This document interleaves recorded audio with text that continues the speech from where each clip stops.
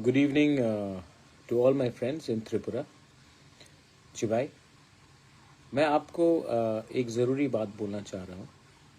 मुझे खबर मिला है कि चकमा घाट एरिया में कुछ हफ्तों से कम से कम 16 से 20 बांग्लादेशीज हमारे ईडीसी एरिया में सेटल हो चुके हैं। पुलिस को खबर किया गया है, but till now no action has been taken. I am hopeful, मैं आशा करता हूँ कि जो खबर हमारे मोथा के वॉरियर्स ने दिया है उसमें पुलिस जल्द से जल्द कानूनी कार्रवाई करे।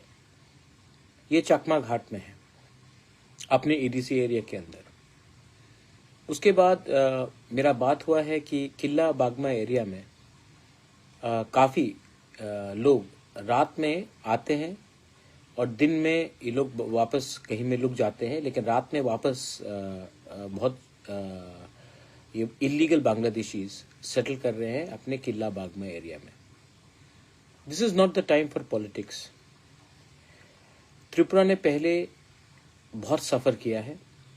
आज अगर ये लोग इलीगली हमारे स्टेट में आएंगे तो इसको पॉलिटिक्स से बड़ा, हर चीज़ ज़िंदगी में पॉलिटिक्स नहीं होता है। इनको अगर आप वोट बैंक बनाओगे आज, कल आप अपने ही घर में सांप को पाल रहे हो। चकमा घाट में 16 से 20 लोग हैं। अगर वो आज और थोड़ा दिन रह जाए, आसाम की तरफ चले जाए या कहीं में घुल मिल जाए, उनके पास आधार कार्ड तो पहले से ही मिल जाता है, पैन कार्ड मिल जाए, उसके बाद डिलिमिटेशन जब 2027 में होगा तब वो वोटर बन जाए, क्या मालूम एक ना एक दिन वो हमारा एमएलए भी बन जाए, हमारा लॉयर बन जाए, डिस्ट्रिक्ट कलेक्टर बन जाए। तो ये बहुत अन्याय हो रहा है। And I want to ask every right thinking person from Tripura, do we need more people illegally coming in from Bangladesh? Have we not suffered enough? Is it only the fight of Tiprasa people to stop these Bangladeshis from coming in, these Rohingyas from coming in? Is it only our fight, or is it everyone's fight? Isn't it every Indian's fight? People today are illegally coming in from Myanmar. They are coming in illegally from Bangladesh. And what are we doing? We are keeping quiet. Why? Because it suits our vote bank politics. Is everything about winning the next election? Or is it also about protecting your next generation? There's a big difference. Some people want to protect their next generation, like me. And some people want to win the next election, like many of these people. घर में आप इन लोगों को रखकर, क्योंकि आपको लगता है कि लैंग्वेज सेम है, बात करने का तरीका एक है, तो आपको लगता है कि ये लोग हमारे ही हैं। नहीं है, they are not our people. Second बात है कि अगर आपने, हम तो सीए के खिलाफ सुप्रीम कोर्ट में लड़ रहे हैं और लड़ते रहूंगा, लेकिन सीए में एक कानून है कि anyone who is coming into 6 scheduled areas anywhere in the northeast, whether he is minority, whether he is Hindu, Muslim, Buddhist, if he or she comes to Arunachal Pradesh, Meghalaya, Tripura, Nagaland, Manipur, and in Tripura, in the EDC area, even if they are legal everywhere in India, they can be legal in Gujarat, they can be legal in West Bengal, they can be legal in Uttar Pradesh, they will still not be legal in EDC areas. ये कानून clearly बताता है। तो I am appealing once again, ये लोग आ रहे हैं और ये लोग हमें बहुत तंग करने वाले हैं आने वाले दिन में। डिलिमिटेशन एक्सरसाइज, अब पहले सेंसस होगा 2027 1 मार्च से, उसके बाद डिलिमिटेशन होगा। अगर आज हम लोग सतर्क नहीं हुए ना, तो जो हम लोग जिसके लिए फाइट कर रहे हैं वो कुछ नहीं रहेगा। सेकंड, बहुत लोग ने मुझे फोन करके पूछा था कि आने वाले दिन में आपका क्या कदम होगा, क्या स्टेप होगा। मैंने होम मिनिस्टर को चिट्ठी लिख दिया है कि जो डिले हो रहा है हमारा तिब्रासा अकॉर्ड के लिए, वो नॉर्थ ईस्ट के लिए अच्छा नहीं है, हम सब के लिए अच्छा नहीं है। एंड होम मिनिस्टर से मेरा थोड़ा दिन पहले ही बात हुआ and he is assured us that अगले 2-3 हफ्ते के अंदर वो कुछ नया कदम उठाएंगे। चलिए, होम मिनिस्टर ने ये बात कहा है, 3 हफ्ता वेट करेंगे। लेकिन जैसे बांग्लादेशीज लोग हमारे बॉर्डर के अंदर आ रहे हैं और अगला साल इलेक्शन भी है बांग्लादेश में, और जो मुझे लगता है कि शेख हसीना के पार्टी को कॉन्टेस्ट करना नहीं दिया जाएगा। मतलब कौन कॉन्टेस्ट करेगा?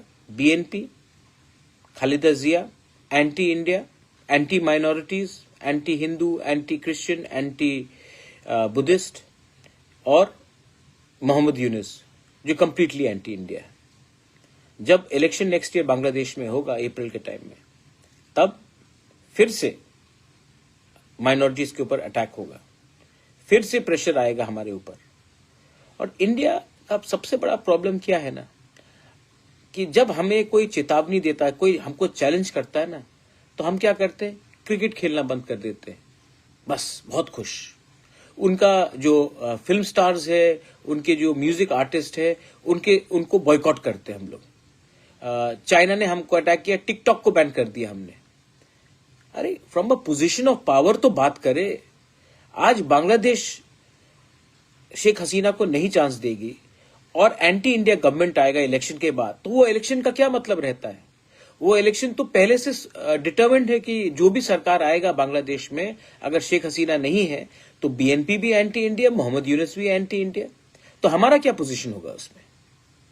तो गवर्नमेंट ऑफ इंडिया को भी अभी से विचार करना चाहिए। त्रिपुरा फ्रंट लाइन में है, एंड त्रिपुरा अगर फ्रंट लाइन में है तो हमारा भविष्य भी फ्रंट लाइन में है। तो these decision should not be taken so easily. They have to consult all of us, they have to look at our future. North East को खत्म करने का पूरा बात चल रहा है। हम लोग हमारा क्या जवाब है? हम कहीं में हम ट्विटर में अटैक करेंगे, ट्रोल करेंगे।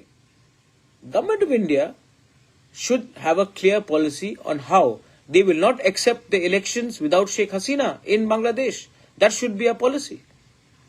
Because अगर हमने मान लिया कि अगले साल बांग्लादेश में इलेक्शन होता है, तो मान के चलिए कि जमायत इस्लामी का गवर्नमेंट बनेगा बांग्लादेश में, और उनका सबसे पहला निशाना इंडिया के ऊपर होगा। And Tripura being just few kilometers away, Meghalaya, Assam being few kilometers away, we will suffer the most.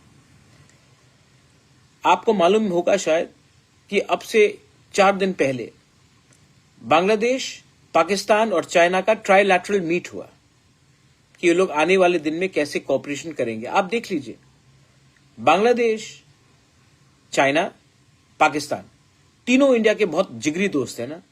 नहीं, लेकिन वो लोगों का मीटिंग चल रहा है, उनका प्लानिंग चल रहा है, और हम क्या कर रहे हैं? I think India needs to take this very seriously.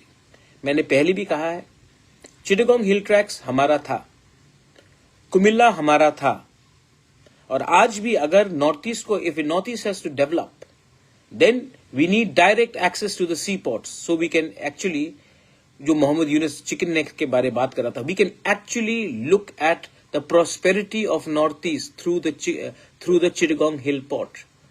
आज भी वहां में अपने तिपरासाज हैं, गारोज हैं, खासीज हैं, चकमाज हैं, हमारे हिंदू बंगाली हैं, क्रिश्चियंस हैं।